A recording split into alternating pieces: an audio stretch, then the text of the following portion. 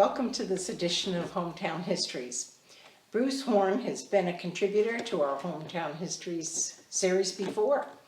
As the historian of the Wanamassa Fire Company, he's back to tell us about the 100-year history of the company, which is now coming up, and his family, who played a great role in that history.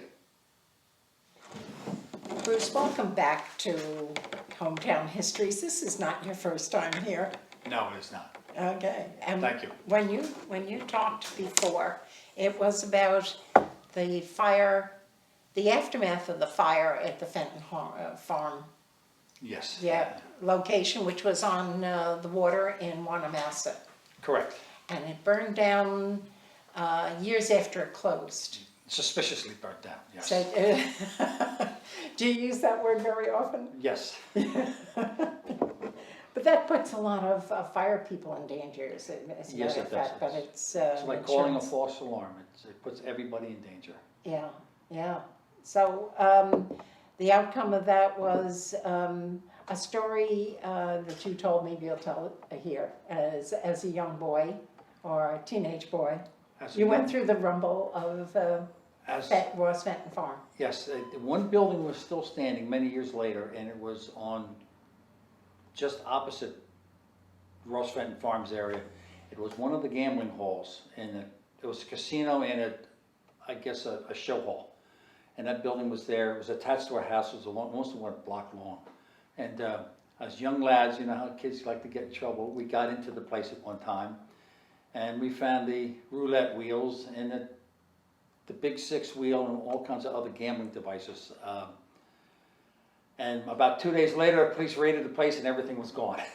Is that right? Word got out that Well, one of the children went home with some chips, told the parents want to know where it came from, and police showed up and they just packed it all up and sent it off to Las Vegas. So.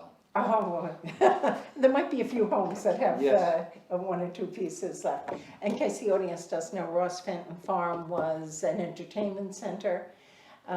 Big names came to Ross Fenton from Sophie Tucker, Frank Sinatra, I understand. Yeah, Jackie Gleason got Jackie his start there. He got his start there. Got his start there. Yeah, so they had that. They had gambling, which was not legal, I don't suppose. No, I don't believe it was. And they had drinking, which was for a good part of their time after a prohibition. Yes, they had it during Prohibition. During Prohibition. Yes. So it was an entertainment center. People came from all over Yes. on the shores of Deal Lake. Shores of Deal Lake, that was because all the bars in Ocean Township, because Asbury Park was a dry community. Right. And just over the border, like anywhere else, there was the bars.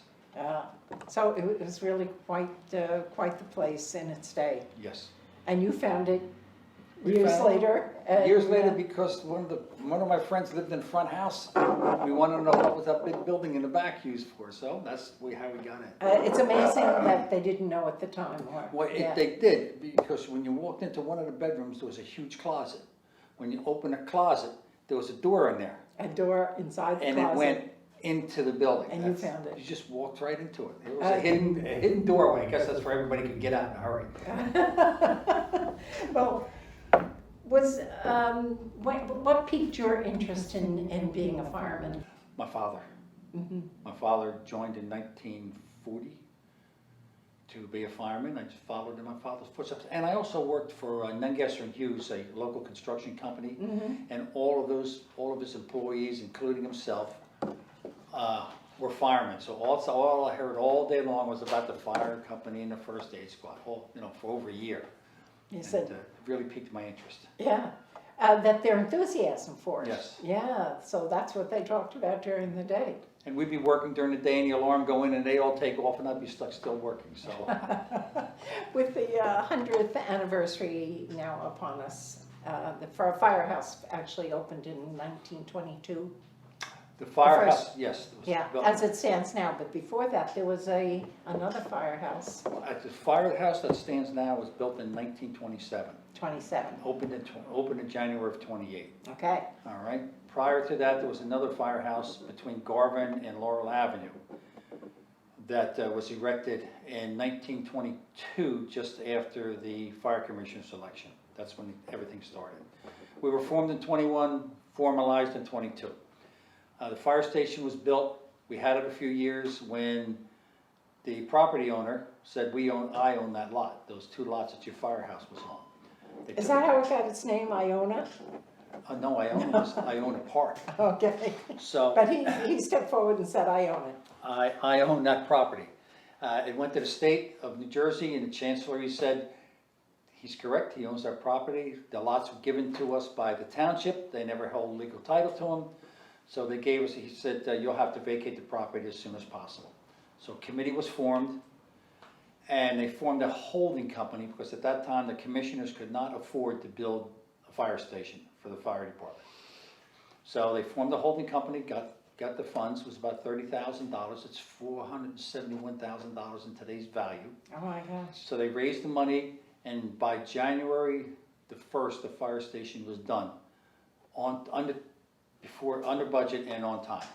So it opened up in 1928. Well, when you say you were incorporated in 1921, that's when you start the clock, and that's why we're celebrating in 2021. 21, and it just rolled Right. into 22. Yeah, so you get a 2-year We got a celebration. 2-year from celebration, this. 6 months on the side, 6 months on the other side. And we're happy to celebrate that with you. As you know, Peggy Dellinger is going to put up an exhibit using a lot of the artifacts, memorabilia, and such that you've collected over time, and others have collected over time, but you've kind of put it together as a package. Yes, I have. It's all, most of it is the older stuff. We still use some of the things today, but back, you got to around the 50s and 60s, nobody kept that stuff anymore. It was old, it was thrown away.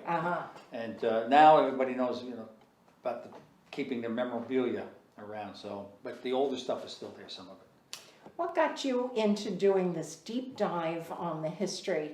And your history not only mentions events, but it mentions the names of people who served in the past. What is it that drew you to that? Well, I knew we were going to have our 100th anniversary in 2021, and I've noticed we have around the fire hall or meeting room, we have all the members, pictures of the deceased members. However, a lot of those pictures were missing, so we didn't have actual photos. So I started in Asbury Park on microfiche or microfilm, going through the newspapers every day looking for the obit. So I've spent hundreds of hours there, in front of a microfilm machine, looking for these people. And if today their wall has 161 individuals on it, and if their photo isn't there, there's a silhouette of a firefighter there.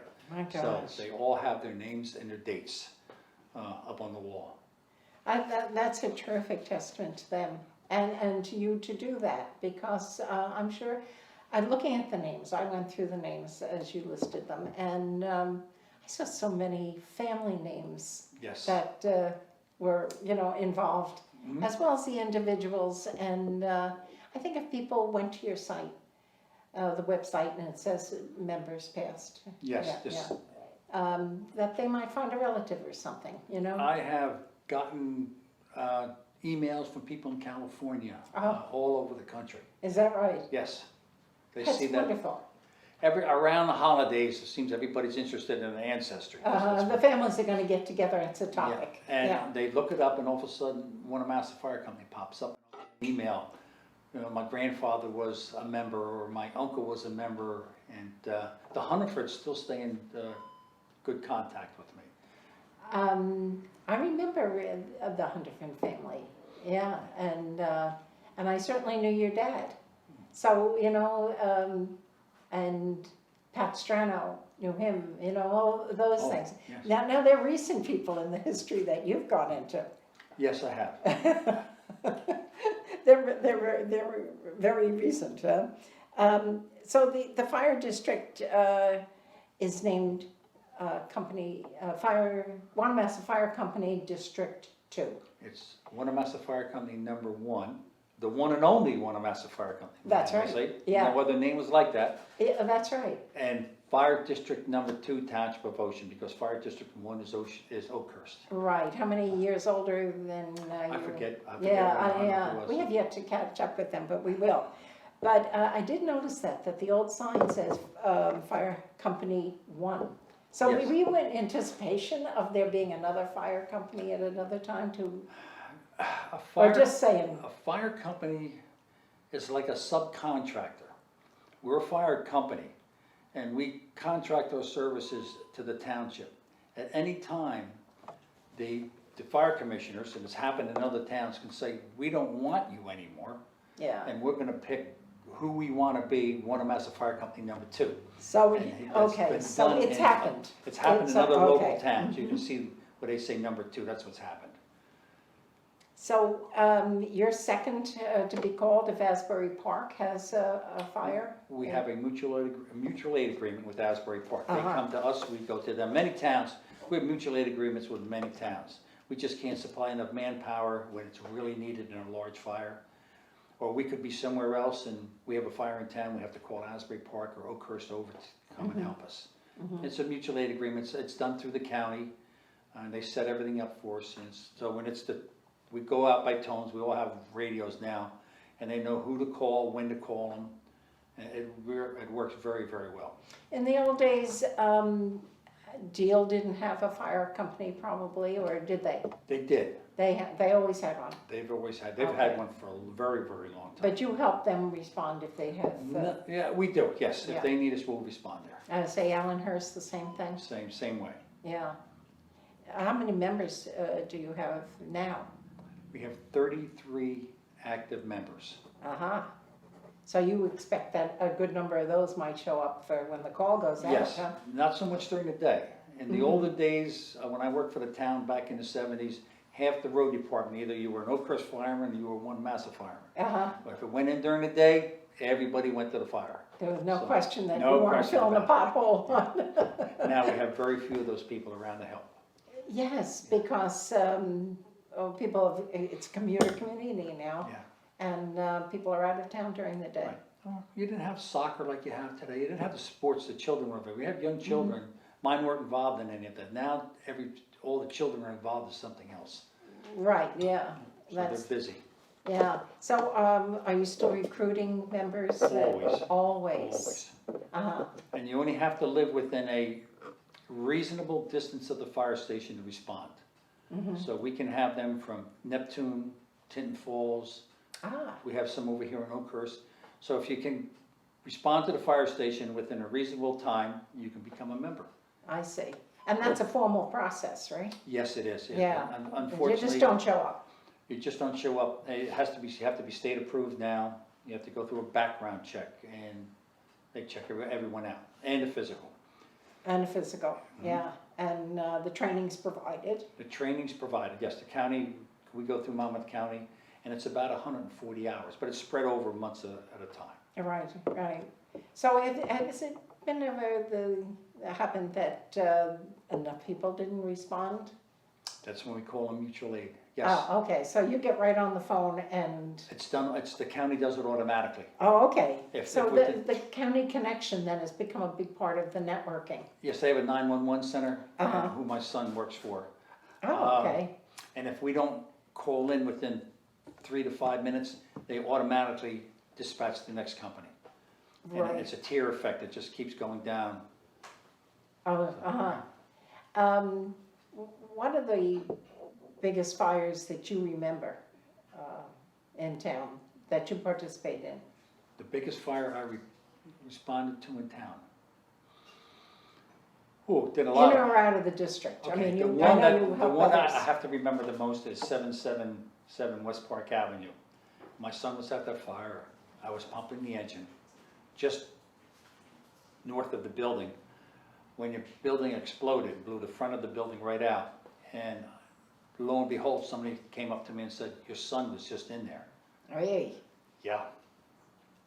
He was a little shaken at the time, I but bet. everybody was okay, so that was the most important What thing. would cause an explosion in a fire while the fire is raging? Anything explosive in the building, of course. Anything, this had dentist offices, and it could be anything in there. You know, your household chemicals, when they get together and they mix up, you know, anything can happen.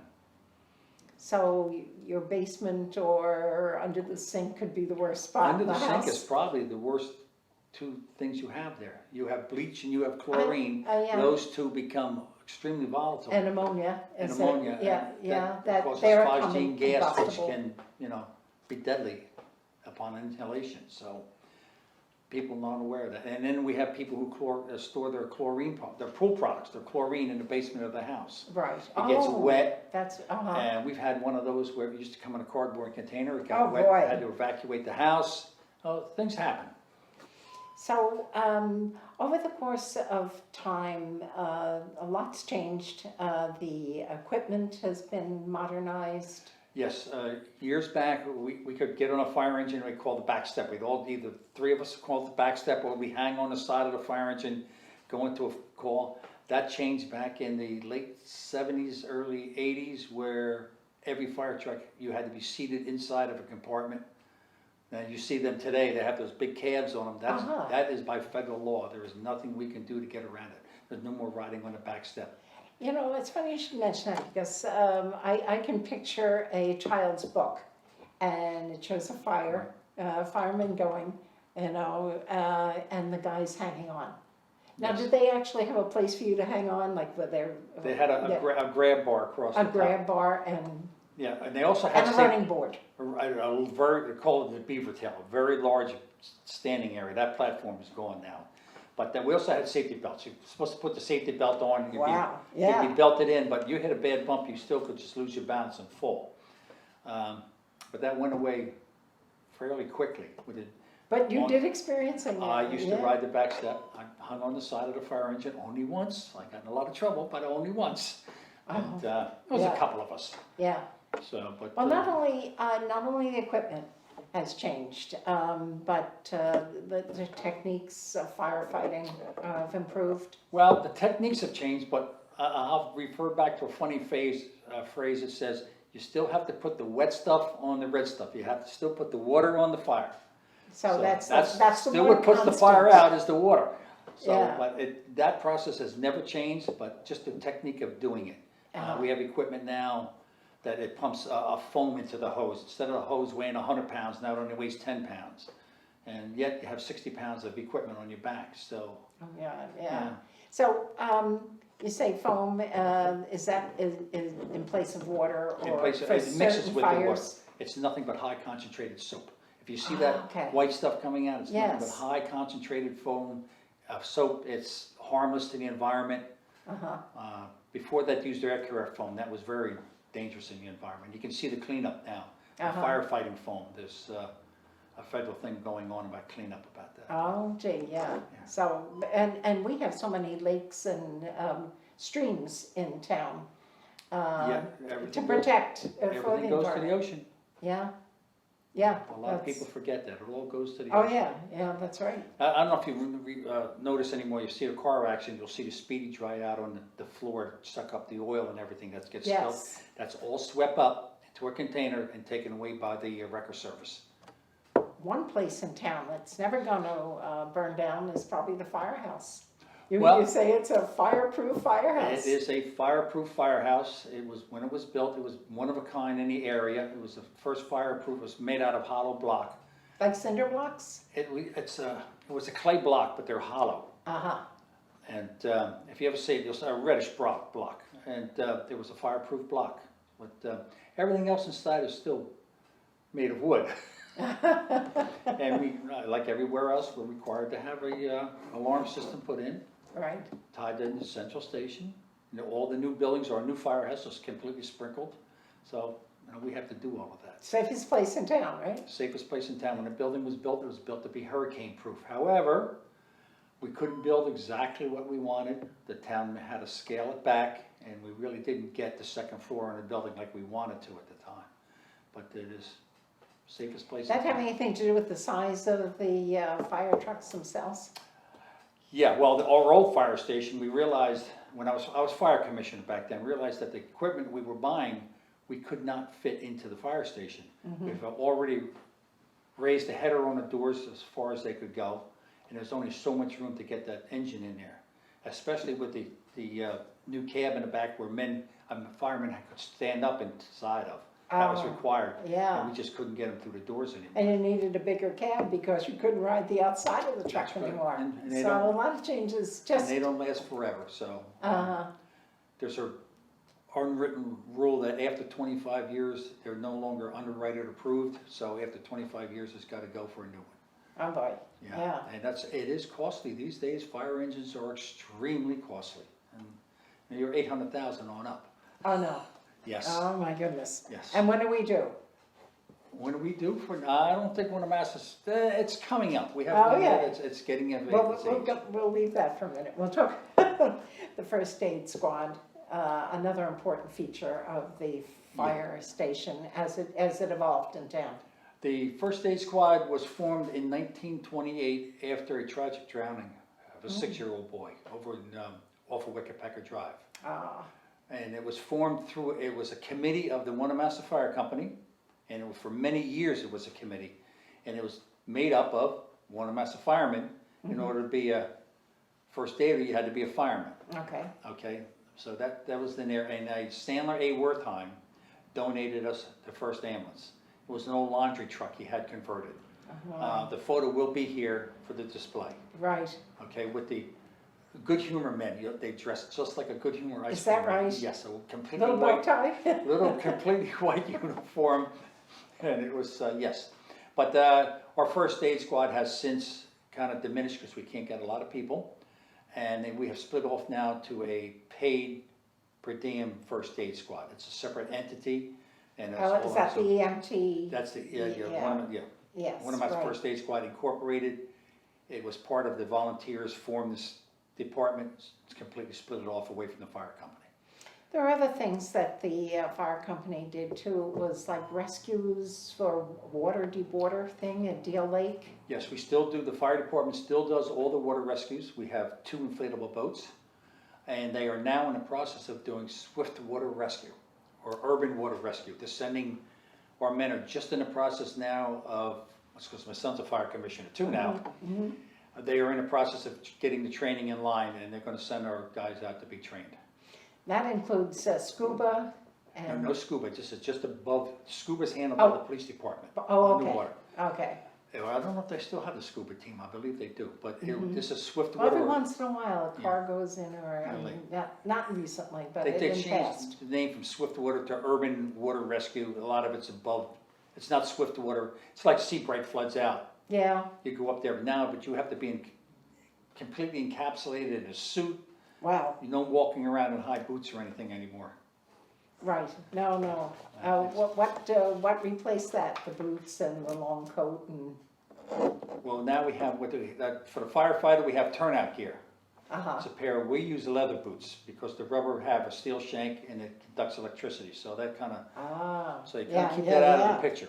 So we have a pair of turnout pants, heavy coat, everything's fire retardant, bloodborne pathogen retardant, all that's Wow. set by the federal government. Uh-huh. And But you agree with those regulations now, Yes, right? Because yes. they're for your own protection For our own and, protection. yeah. And sometimes we forget that the firemen show up and they're at great risk too, not only the families or the neighborhood that it's happening to. Yeah, we have a strict policy where every firefighter has to wear his fire gear on every call, no matter what it is. Until you back, you may get too hot, but you have to back up. And that reminds me that our first fire equipment back in 1922 consisted of rubber coats and boots and hats. And they were donated by the mayor of Wanamassa, George W. Rosensteel. He bought them on his 69th birthday for the fire department. And for the they fire department. lasted how long? Oh, I don't think they lasted very long back then. Rubber decayed quite frequently. Yeah, I can imagine. You get often asked what you call the big question that you're always The asked. big question. Well, why is this the first thing? Tell us why it's the big Why question. are your fire trucks not red? The first fire truck we had was a Simplex, and it was painted olive drab, green, army green. And then through the years we had white fire engines, but prior to World War II, any white paint that you put your hand on and rubbed, it would chalk. I don't know what changed, but after World War II, that went away. So in 1939, we had bought a new ambulance. 1939 LaSalle, made by Cadillac Motors, and that came in Packard Ivory. And Packard from the name of the car company? yeah, that was the name. They're distinct ivory, yeah. And white was more for hearses and everything else, and they changed the ambulance colors to Packard Ivory. And they noticed that going down the dirt roads of Wanamassa, and I'm sure that picture of John Jackson's house is in here somewhere, with Sunset Avenue was a complete dirt road. The dirt didn't show as much on the Packard Ivory as the other colors. So they stuck with Packard Ivory. And there's some few, South Baltimore has a Packard Ivory vehicle too. Several fire companies still have them around. But the interesting part of what you just said was the dirt roads of Wanamassa prior to World War II, and right up to World War II, right? They started changing that afterwards? Yes. Many people don't remember that, or I'm not sure if you were around, but our streets used to be oiled and stoned. They would take motor oil and spray it down the street with tar and put bluestone on top of it, roll it, and that was your street. There was no asphalt or concrete. It was tar and stone, or oil and stone they called it. Do you remember that? Yes, I remember. I worked for the township. We still had an oil truck over at the town yard. Really? Yeah. Well, what a difference for cars and fire trucks to be able to travel not on stone. Huh? That's what I say. Dirt won out. That's what we want the Packard Ivory. So they weren't so dirty. Because every time you went down, you had to bring it back and clean it. I know another feature of the building itself is the sign that was on the building. That's on the building. The sign on the building, the original, everybody sees it, it's on the south side of the building, is an Indian head. That Indian head was the original copper tone Indian logo. It was. Why was that then? Don't be a pale face, use copper tone. Yeah, yeah. And the indigenous American people, even at that time, felt that offensive. And there was only 2 of them ever made, like the one we had, still have. And that was down in Atlantic City on the Steel Pier. For some reason that got destroyed. Ours is still the only original sign left. Oh, you know. Until last year, it was replaced with a replica. The sign company came in, took a picture of it, and it's an exact replica. And the original sign is going to be hung in the new fire station. We're in the process of hanging that now. Oh, that's terrific. That will be there. And what will it say? It'll still say, just like it says now, Wanamassa Fire Company since 1921. Okay. Well, we're delighted at the museum to be able to help you celebrate that. Yes. Yeah. What kind of events or things are you doing that are different? Well, COVID, of course, has really put a hurt on everything that everybody does. Everything. We did have last week where we had our 100th anniversary dinner. It was a very small crowd. We kept it small. We only invited as few people as we could. And we'll have our annual dinner this February. Hopefully everything is fine by then, but we're not going to do too much publicly stuff because we're still stuck in COVID. And, until everything's done, I'm not sure what we're going to do. I appreciate that. It's really affected everything. Every time you turn around, something's either been canceled or... Our meetings were done. We had meetings. They were all done either over the telephone. We didn't do any Zoom meetings, and now we still meet, but we still have to stay 3 to 4, 6 feet apart in the meeting room. Yeah. Hey, the Zoom's not bad because you at least get to see them. See people. It's a new technology, or a new use of technology. It's strange that everybody gets in a fire engine, put your mask on, we get out of the truck, take it back off, do what we have to do. Oh my gosh, because you can't fight very well with a mask on. Can't fight very well with that. So the sign we can look for pretty soon. Yeah, well, the original sign, you can see soon, but the replica is up on the wall now outside. I don't even think you don't even notice that it's been replaced. Because it's that true to. And you mentioned too in the history that you have on the website, and I really encourage people to go to the website and take a look at all the information on there. It's quite a job you did. You mentioned mascots. Yes. What kind of mascots? All right, our first mascot was a monkey. It was owned by Owen McNabb, who was a musician on cruise liners. Okay.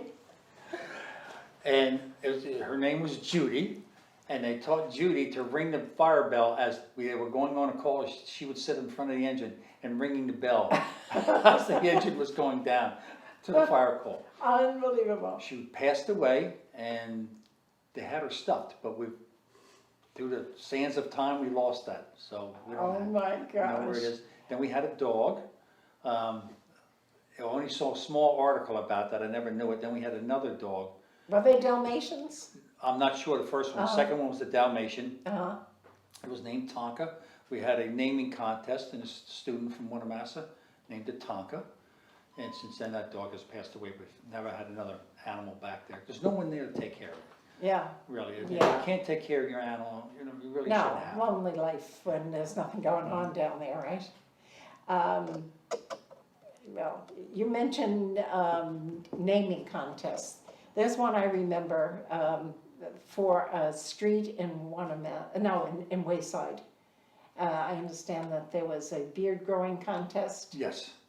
Tell us about that. Well, that was back in the 70s. Yes, Yes. it was, yeah. It was a beard growing contest. We had one of our members, Jerome Smith, won, and it's Jerome Smith Drive.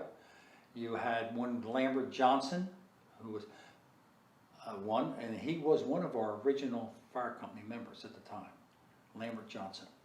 You know what, I Charter always members. thought that was the story I'd heard, and this tells you how stories grow up, right? That Lambert and Johnson were two different people, Lambert and Johnson. Oh, And that they named the street that because it was a tie as to how long the beard grew. oh, just, I didn't know It's that. just- We had a Lambert S. Johnson. He's buried up in Mount Prospect somewhere. Well, that's just how stories form, That's right? how they- Somebody, that's how they somebody form. added that little point and, I worked for the road department for many, many years.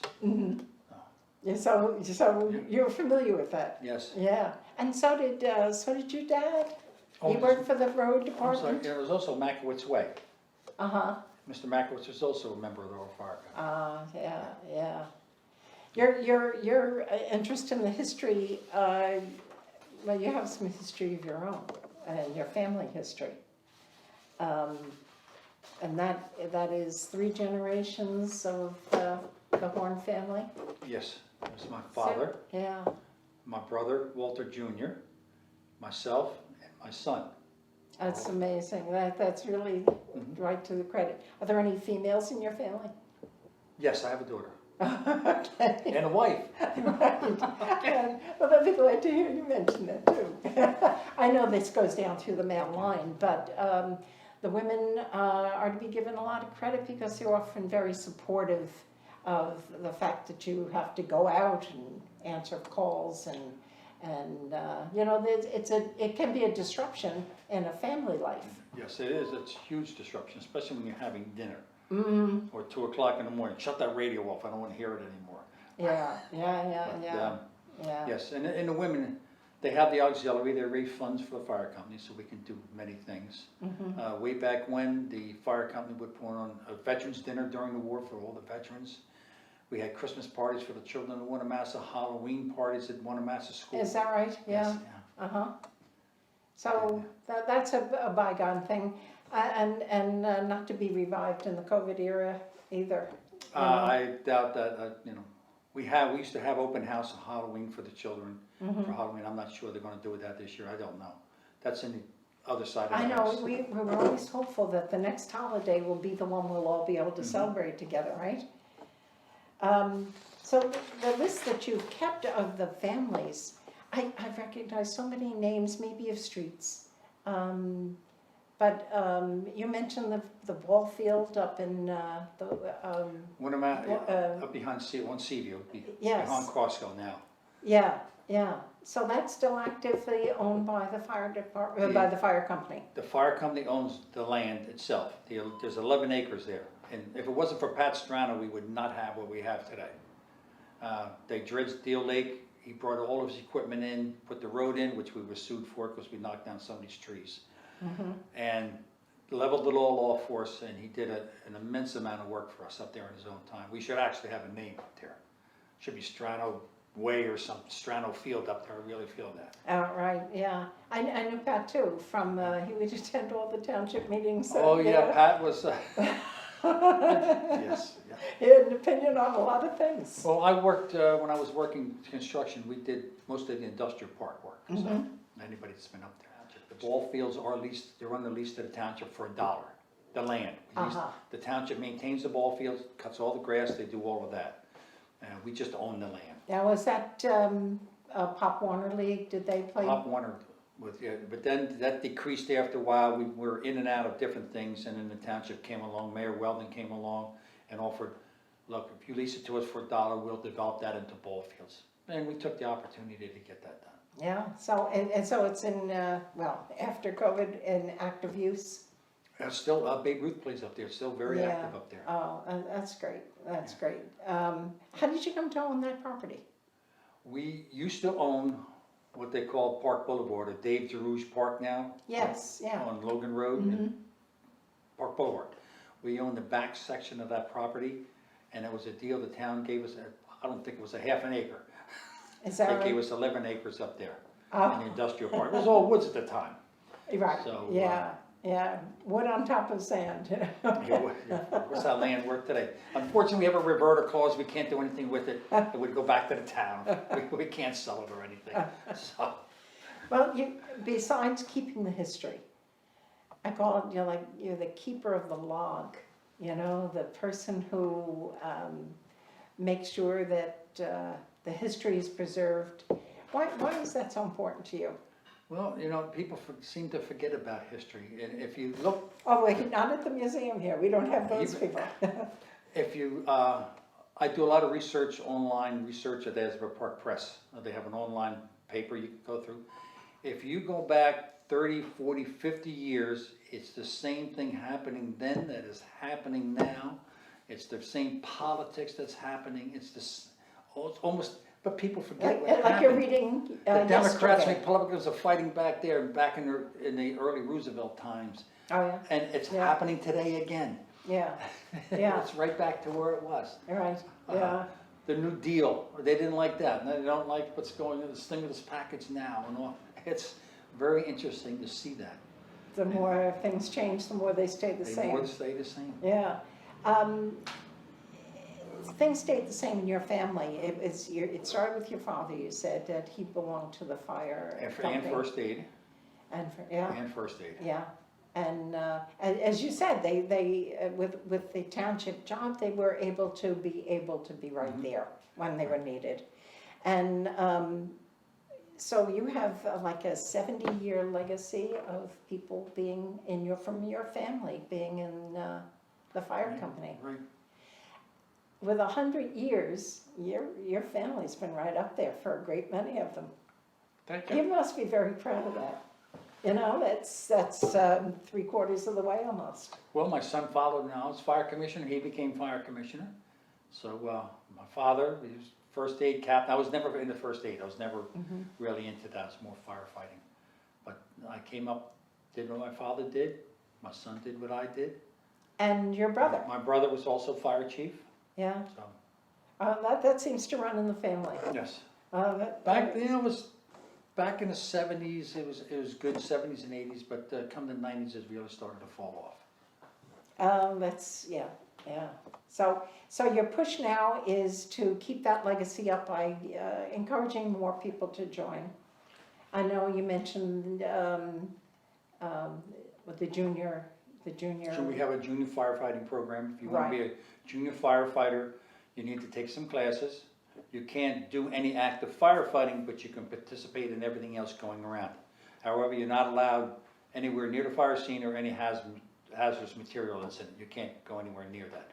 But you get to hang out at the firehouse. You cannot hang out. You get to come down there, see what's going on, train with the men, and if you like it, when you turn 18, you can become a firefighter. Well, I think if they probably applied, they're already, wanting to do that, so that's a good pool of people to, you see them in the high school or recruit that way? Yeah, recruited in the high school. We had a great recruitment program, but after so many years, it started to fall off again. But we just go through a cycle, like everybody goes through the same cycle. Right, yeah. Well, I want to thank you, Bruce, for all you've done in preserving the history, all you've done for and with the fire company and your family has done. Thank you. And it's really a proud heritage. Appreciate being here today, talking about it. It's just great, and I hope when the exhibit opens, you'll love it. And thanks for all the artifacts that you've Oh, I have contributed a for few that. more home that I haven't got down here yet, so we'll get them to you. I know, and I know you'll keep up the log. Yes. Well, if not, I'm passing it on to my son. Right now, we're working on a 1940 fire truck. We're trying to get back in 100% shape. Honest to God, that's really something. Okay, the best to you, your family, the entire company, and as I said, we're very happy to be celebrating that with you. And again, thank you for having me here. And you betcha. Okay, thanks so much. Okay, you're welcome. Thank you, and join us again another time for a new hometown history.